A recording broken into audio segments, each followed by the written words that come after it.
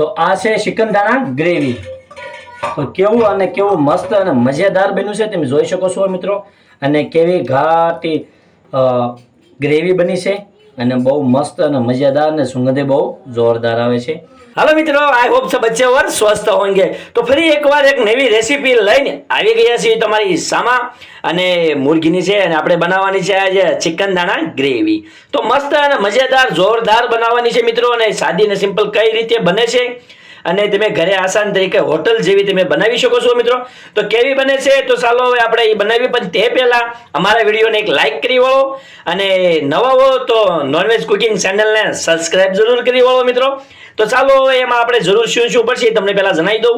તો સૌની પહેલા તો ભાઈ જો આપણે હાફ કેજી ચિકન એટલે અડધો કિલો ચિકન લીધું છે અને આપણે લીધું છે મેંદાનો લોટ. તો તમારે મેંદા ન નાખવો હોય તો તમે ચોખાનો લોટ તમે નાખી શકો છો, ઝીણો એવો દહીં. તો તમે ચોખાનો લોટ નાખી શકો છો, પણ આપણે લીધો છે આ વખતે મેંદાનો લોટ. અને આદુ લસણનો પેસ્ટ જોશે. અને હવે એમાં આપણે નાખીશું પહેલા મસાલો બધોય. તો પહેલા થોડુંક ગમતું આપણે મરચું નાખીશું કે એના લીધે થોડુંક કલર આવે અને આપણે કલર નાખવાના છીએ. તો પહેલાં થોડુંક આપણે એ નાખીશું તો સ્વાદે બેસી જાય. અને ધાણા જીરું થોડુંક એડ કરીશું, બહુ ઝાઝું નહીં પણ થોડુંક અમથું ધાણા જીરું એડ કરીશું. થોડીક હળદર એડ કરીશું. અને હવે આપણે નાખીશું અંદર, તો આ છે આપણે આદુ લસણનો પેસ્ટ. તો આદુ લસણનો પેસ્ટ આપણે 2 ચમચ નાખીશું. અને હવે આપણે નાખીશું અંદર 1 ફાડું લીંબુ. તો લીંબુ ઉમેરીશું 1 ફાડું. તો આના લીધે સ્વાદ બહુ જોરદાર આવે છે. અને હવે આપણે નાખીશું 1/4 કપ છે મેંદાનો લોટ. તો એ આપણે એડ કરીશું. પણ જો તમને મેંદો ન ફાવતો હોય તો તમે ચોખાનો લોટ યુઝ કરી શકો છો, પણ આપણે અત્યારે મેંદાનો લોટ યુઝ કરવાનો છે કે મેંદાના લોટથી બહુ જોરદાર બને. અને બે મિક્સ કરીને બનાવો તો એ જોરદાર બને છે.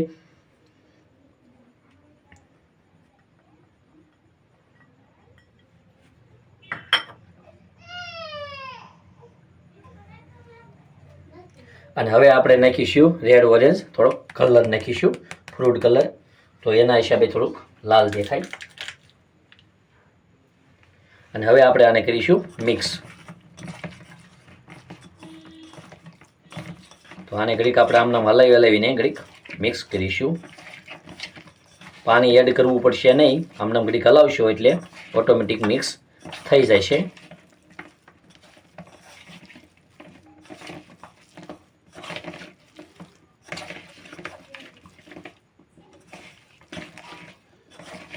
પછી આપણે આને મિક્સ કરી અને 10-15 મિનિટ આપણે આને 10-15 મિનિટ નહીં પણ આપણે આને અડધી કલાક ઘડીક મેકી દઈશું એક બાજુ ઢાંકીને.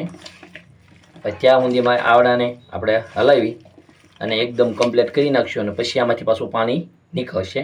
તો હવે આપણે એક મીઠું બાકી રહી ગયું હતું, તો હવે આપણે મીઠું એડ કરીશું. સોરી મિત્રો, આપણે પહેલાં ભૂલાઈ ગયું પણ આપણે મીઠું એડ કરી દઈશું. હજી કાંઈ બહુ વાર લાગી નથી. તો સ્વાદ પ્રમાણે આપણે મીઠું એડ કર્યું છે. અને પછી આપણે આને હલાવીશું કડીક હજી.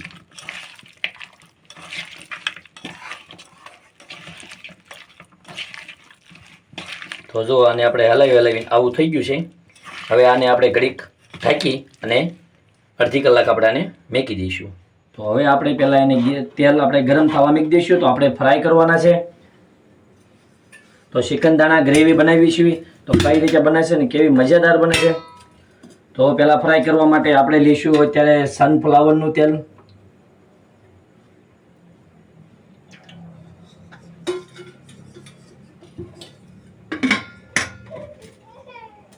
તો તેલને આપણે ગરમ થવા દઈશું હવે.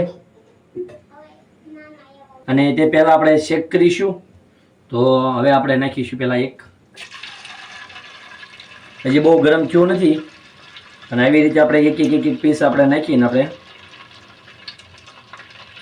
તો અમને તેલે આવી જશે. અને આવી રીતે આપણે એને ફ્રાય કરવાના છે.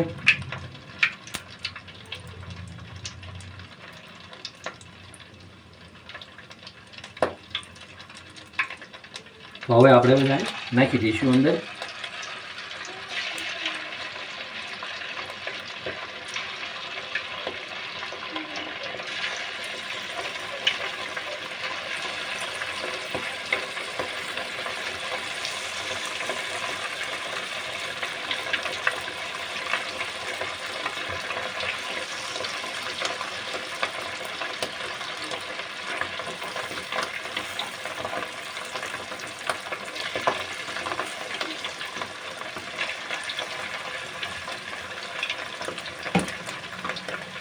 અને હવે આપણે પાછા હલાવતા જઈશું. અને આપણે આને પાછા બહુ સડવા દેવાના નથી. 75% આપણે આને સડવા દઈશું. અને બીજા પછી આપણે જે ગ્રેવી બનાવીને શાક બનાવશું ત્યારે પાછું સડવા દેવાનું છે. એટલે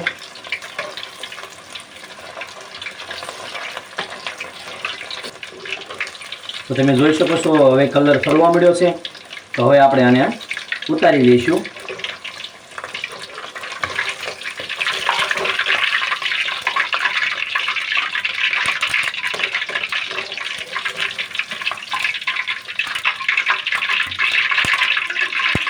તો મિત્રો આવી રીતે થઈ જાય એટલે આપણે એને ઉતારી લઈશું. અને હવે આપણે એક ડીશમાં કાઢી લઈશું. તો જો મિત્રો અત્યારે આપણા બધા થઈ ગયા છે ને હવે આ આપણા ચડી ગયા છે. હવે આપણે આને કાઢી લઈશું.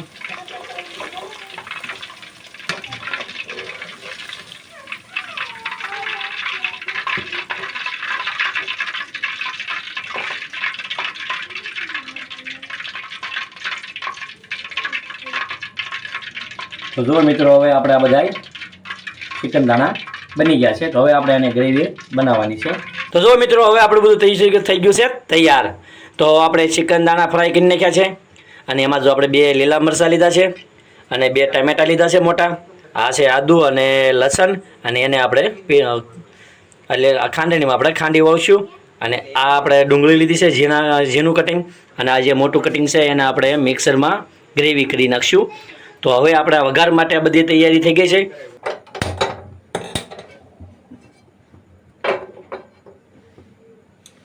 તો હવે આપણે નાખીશું અંદર તેલ.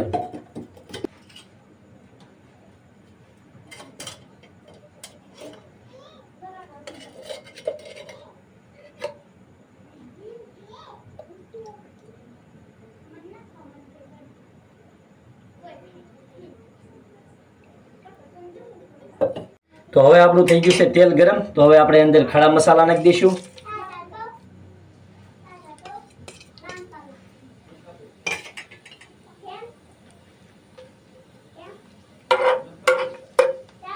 તો હવે આપણે નાખીશું અંદર કાંદા.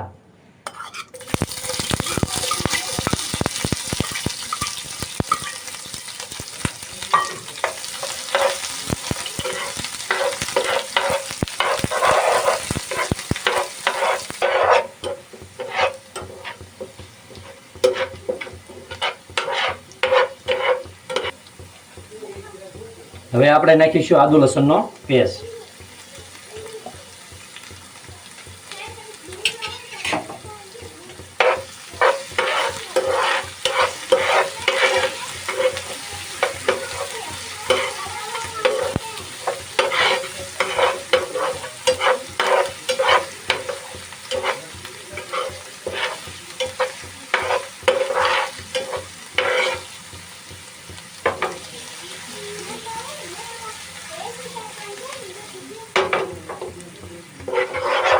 અને હવે આપણે નાખી દઈશું મરચાં. તો હવે આપણે નાખીશું ટામેટા.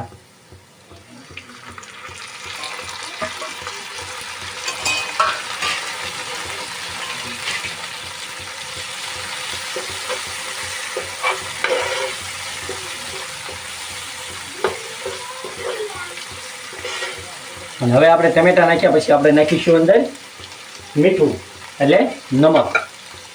નમક નાખવાથી ટમેટા જલ્દી ગળી જાય છે. તો આપણે સ્વાદ પ્રમાણે આપણે નમક એડ કરીશું.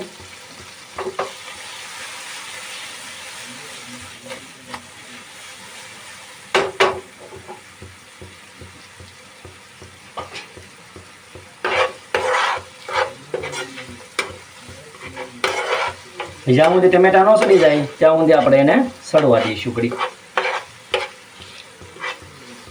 તો હવે આપણા ટમેટા સડી ગયા છે એટલે હવે આપણે નાખીશું ડુંગળીનો પેસ્ટ.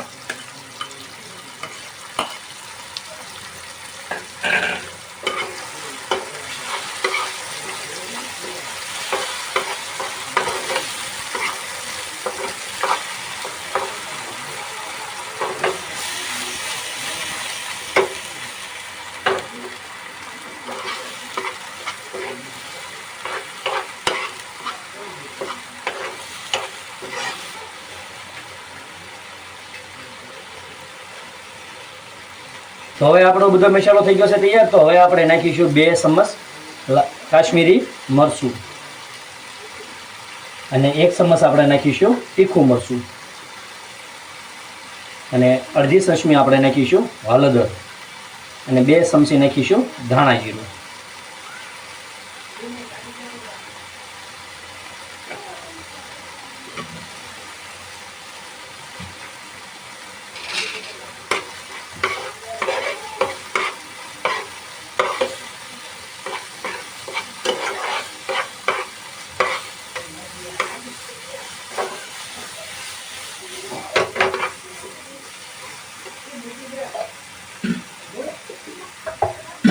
હવે આપણે એડ કરીશું અંદર થોડું પાણી.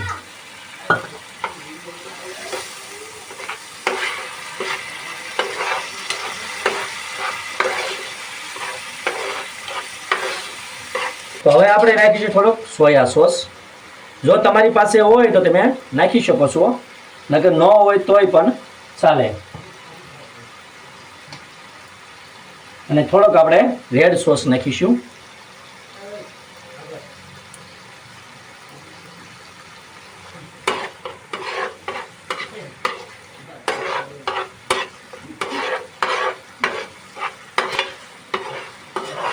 તો સોયા સોસથી અને રેડ સોસથી સ્વાદ બહુ જોરદાર આવે છે એ માટે. અને હવે આપણે ગ્રેવીમાં તમારે જેટલી ગ્રેવી જોઈતી હોય એ પ્રમાણે તમે પાણી એડ કરી શકો છો.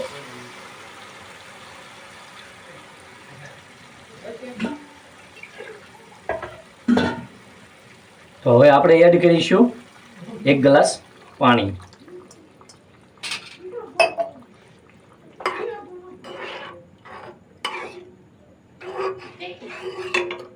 જોઈ શકો છો હવે આપણા મસાલા બધા થઈ ગયા છે તૈયાર. અને હવે આપણે એડ કરીશું આપણે ચિકન દાણા. હવે આપણે આની અંદર નાખી દઈશું.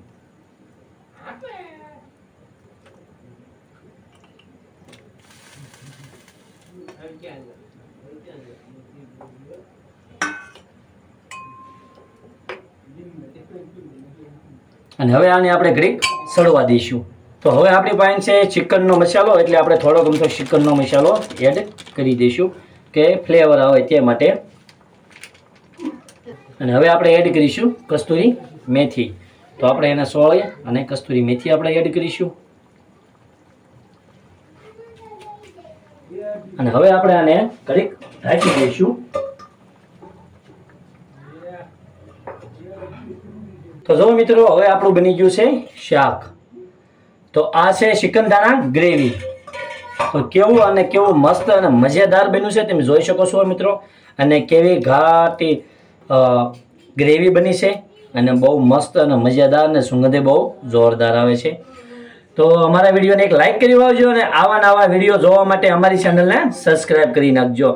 તો સારું હાલો મિત્રો, ફરી પાછા મળીશું નવી રેસીપી સાથે. તો ત્યાં સુધી મિત્રો બાય બાય.